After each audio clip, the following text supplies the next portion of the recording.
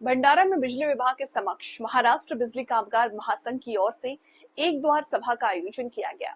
राज्य में बिजली कर्मचारियों की ओर से 9 तारीख को विभिन्न संगठनों द्वारा राज्यव्यापी हड़ताल का आह्वान किया गया था। हालांकि महाराष्ट्र बिजली कामगार महासंघ, जो कि भारतीय महाराष्ट्र महासंघ से संबंध है, इस हड़ताल में सहभागी नहीं था। बिजली क्षेत्र के निजीकरण के खिलाफ जो लड़ाई चल रही है, उसमें महाराष्ट्र बिजली कामगार महासंघ पूरी तरह से निजीकरण का विरोध कर रहा है।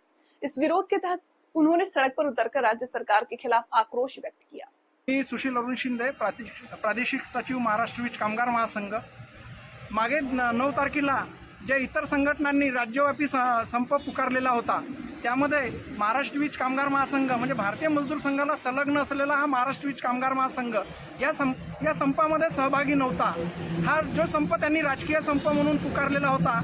आमच्या कार्यकर्ता जे तळागाळातले कार्यकर्ते आहेत त्यांना सुद्धा माहिती पडलं पाहिजे की भारतीय मजदूर संघाने त्याच्यामध्ये सहभाग का बरं नोंदविला गेलेला नाही, म्हणून आम्ही व प्रशासनाला सुद्धा माहिती पाहिजे की जे कामगार धोरणाविषयी ज्यांच्या हातात जे खाजगीकरणाची लढाई चालू आहे त्यांना सुद्धा माहिती पाहिजे की आता महाराष्ट्र वीज कामगार महासंघ खाजगीकरणाच्या विरोधामध्ये रस्त्यावर उभा झालेला आहे। त्यासाठी आम्ही शासनाच्या निषेधार्थ ही द्वारसभा आज 15 तारखेला म्हणजे प्रत्येक महाराष्ट्रामध्ये प्रत्येक सर्कल झोन समोर ही द्वारसभा आयोजित केलेली आहे।